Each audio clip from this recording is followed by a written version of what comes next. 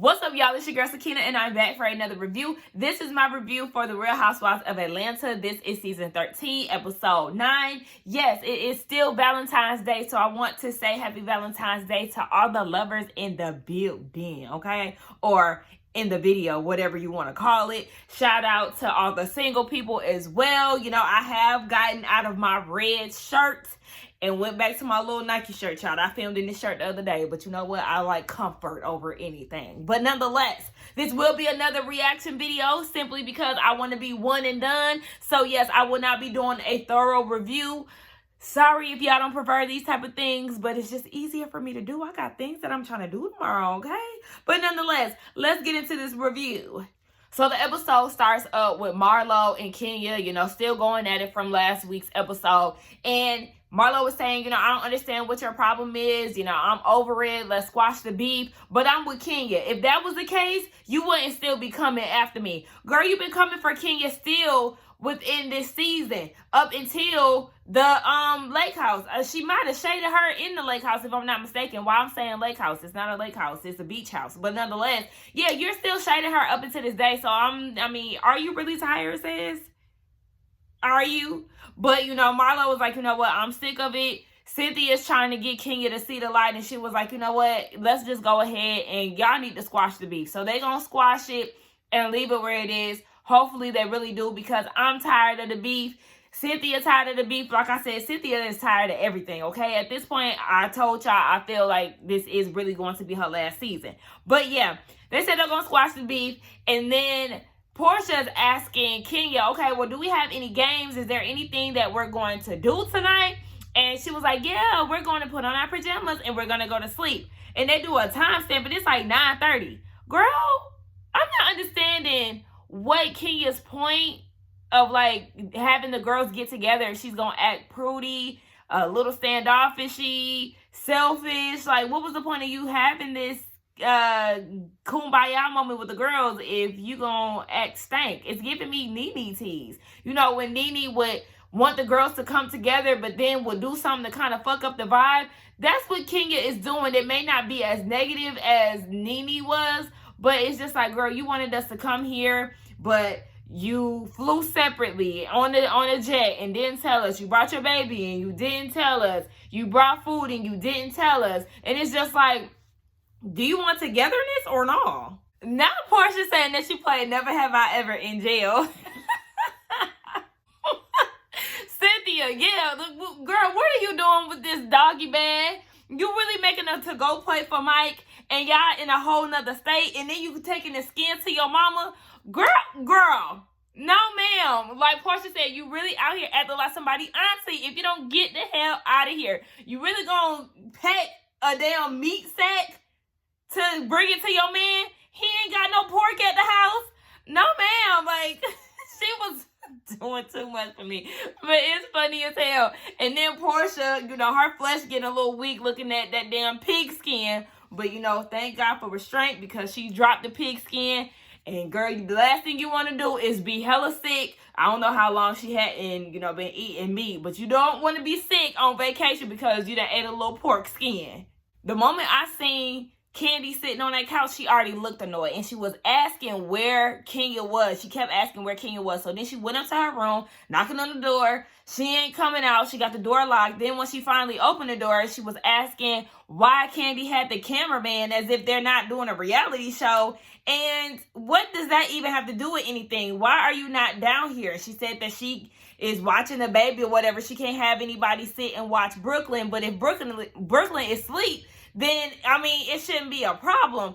And it's kind of like, I understand you have to do what you have to do with your baby, but I don't know. Like, Kandi is really annoyed. Like, you can just really tell she's super annoyed. And it's kind of like a buzzkill too. When you know, this is your trip. This is just going back to, this is your trip. And look how standoffish you're being. I mean, thank God Portia is there to keep the party alive. Her and Shamia, you know, they really doing their thing. But Kenya, this is your party, and I mean, you leaving the girls hanging. Baby, she done got the whole house mad. Now Portia Luther King is going on about a speech, you know, how her baby, Latoya's baby, Shamia's baby, Candy's baby, all the other girls, Drew baby, you know, they all have little children that they have to tend to, but Kenya is going about it as if, you know, her baby is above people. And I'm not going to say as if her baby is above people, but just the fact that, you know, she did not extend the opportunity for the girls to bring their babies, and that Brooklyn came as a surprise. Now, I know that they did say, yeah, she doesn't have a nanny and all of that, and she usually brings her baby on all the trips. But even still, knowing that, it's just about communication. So I was feeling what Portia was saying, because it's all about what's going on to the group and y'all figuring it out. Portia, you can't keep saying, you know, she can afford nannies and all of that. And because, I mean, like Candy said when it was on the way, girl, you're not just going to leave your kid with anybody. But Portia made a valid point when she said there was somebody who was taking care of her during the day. So why can't they take care of her while we're, you know, about to do this little game? And I was wondering the same thing when I seen Brooklyn being brought upstairs. And then after Kenya saying that she can't come down and she don't have nobody to watch. I mean, is her nanny out there clubbing? Where's she at? Where the daytime nanny at? So it is a lot. And then Candy gets emotional. Well, at this point, everybody is just ready to go ahead and call it a night. Cynthia was like, oh, yep, let's call it a night. I said, girl, your mood was not killed. You just want to go to bed. Be honest, auntie. But Candy went into the story about her baby Blaze. You know, she is the youngest out of all the housewife children. And, you know, she was like, I was real concerned about the connection that I would have with her because she was born from a surrogate. But she said that Blaze is very clingy and she cries when they get off of FaceTime and all of that. So she never talks about her kids, but it's really affecting her. So everybody's pretty much tired of Kenya's stuff, her, you know, issues or whatever the case may be. So we just gonna see how they treat her the next day. Baby, Candy know how to get a party together, okay? She's getting me hyped for this bachelorette party, okay? She got the girls all outfits with their names on them. I'm thinking she just brought, like, you know, some outfits, like, you know, just pick what you can. But no, she has outfits for the girls specifically. And I'm just like, okay, she got 4001. She got the male stripper, even though I don't like them. Like, it's just like, okay, bitch, I'm ready to see the shit, okay? Me and Candy are on the same page. The same things that I mentioned earlier in this review is the same things that she pointed out to Kenya. As far as the trip, the baby, the food, and even last night. Well, I'm saying last night like I was there, but you know, the night before with the whole game thing and her no longer coming downstairs. So it's just like, Candy let her know straight up, baby, you're annoying, okay? You're being very annoying this trip. And I also feel like if you gonna bring a nanny, you need to do 2 nannies, because that's how I get stuff done to hang with y'all. Like, yeah, Kenya said that you can't work somebody for 24 hours, but this is not your first rodeo when it comes down to this show.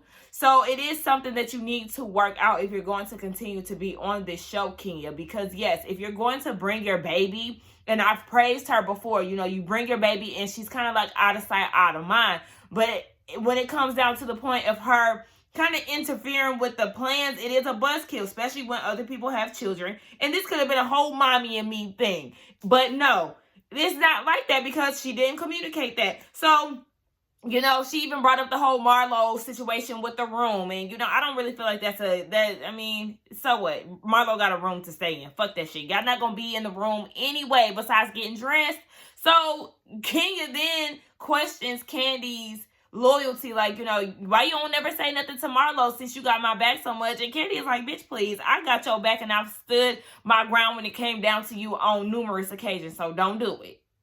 Now, I do feel, feel bad for Kenya, and she is going through a lot.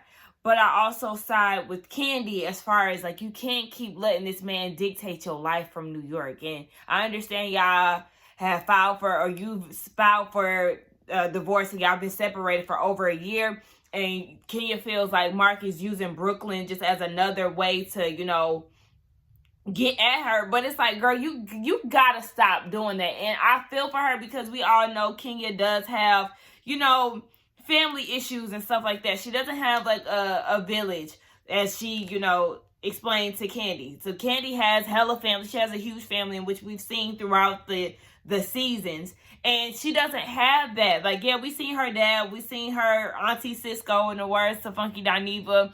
And, you know, we've seen her cousins from here and there, but she does not have a large family. It's sad to see. I hate to see her struggle. I really do. And I just really want her to boss up on Mark's ass. I don't know why Kandi said that she likes him, because there's nothing about that man that is likable, especially with him treating your friend the way that he does. I don't understand why these ladies do that. Because if I don't like you, I'm going to straight up tell you, I do not like that man, okay? But nonetheless, yeah, she does have to get it together and figure it out some way. But I definitely sympathize with her, because she is going through a lot, and that man is making her life a living hell. But she has to take over with that. Like, don't let him gain control over your life, sis, baby or not. Kenya apologized to the group, but Marlo and Portia seem so unimpressed. They don't really care. Portia in her confessional saying that Kenya is like Maleficent. She said she's like a Disney princess villain, and that it was kind of funny. I ain't even gonna lie. Did y'all peep that Marlo was drinking out of an auntie mug? But I thought you was a niece. Okay, but anyway, Kenya did explain that LaToya is going to be taking over, and Kandi is going to be taking over. I think it's the same night, but whatever. The other girls are going to be hosting, and LaToya wants them to get drunk before they do a workout. I said, good luck with that. They all are taking shots. While everybody's taking shots, Drew is looking around like, I'm confused. Everybody is Jekyll and Mr. Hyde. One minute they beefing, and the next minute they all friends. Girl, you never seen Housewives of Atlanta? This is how they get down.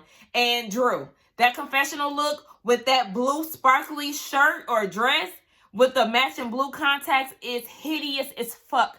Don't do that shit again. Like, every time I see that shit, it makes my skin crawl. Like, Drew can't dress. I'm sorry. Like, she just can't dress, period. Okay, so they do the workout, and while everybody is working out, Drew and Portia go and talk. Drew is feeling some type of way because she's saying, yeah, I just closed on the house, and, you know, all of this stuff, I'm moving, but I'm not there. And then, you know, with all the stuff that happened last night, I'm thinking about my baby. And so now I'm thinking like, okay, well, should I pack up and leave? Y'all, for some reason, it's just giving me fake mad energy. Like, now all of a sudden, you're really upset about your baby, but we never once heard you talk about it. And then, like, you're questioning wanting to go home because you feel like the ladies ain't as mad with Kenya as they should be. This is part of the game. Like, I understand you may not want to, you know, fake the funk, and you don't have to, because I understand if this person is not fitting your personality, then it just is what it is. But it's just like she wants the whole house to be upset with Kenya, but this is just a part of the reality show game. Yes, 1 minute everybody is cool, then the next minute they beefing. Not to justify it, but that's just the way that it is. And it was just giving me like, okay, what are you doing? So you trying to get everybody to rally against Kenya? Like, yeah, she may have been a bitch last night and she's being better today. Yeah, I would hope so. I would hope she wouldn't bring a rain cloud for the entire trip. You would want her to change. I don't know. I just didn't like that. And to be honest, Drew is starting to get on my nerves when it comes down to like them being on social media and all of that. She's the loudest one when it comes down to, you know, behind the scenes things, or, you know, what's going on during the season that we see online. She's the most active when it comes down to this beef with LaToya and Kenya. And it's just like, girl, shut up. I don't know. She's starting to get on my nerves. I like her, but she's irritating me. We just gonna see how this goes. So did they edit this part out or something? Because Kenya definitely gave me the vibe that she did not want to play that game with those girls. But then they all sound as if she did agree to play the game. But then she had said, well, you know, I was joking about going upstairs and putting on pajamas and going to bed, and I was with Marlo. Like, yeah, you did just that. So when did you agree to that? I'm confused. I don't know if they edited something, but it sounds like a lot of contradicting. I don't know if it's because I'm sleepy or what, but that part confused me. Honey, I'm telling you, okay? I don't want to hear all of this. Y'all talked about this morning. I felt like that was something that they all, if they felt some type of way, that should have been the time to say something when Kenya was apologizing. Now Kenya mad because Tanya ordering food. But honey, I'm hungry. Ain't you the one who said that, you know, if we hungry, order food? I'm doing just that. Hell, why should I continuously push the waiter to the side when I'm hungry?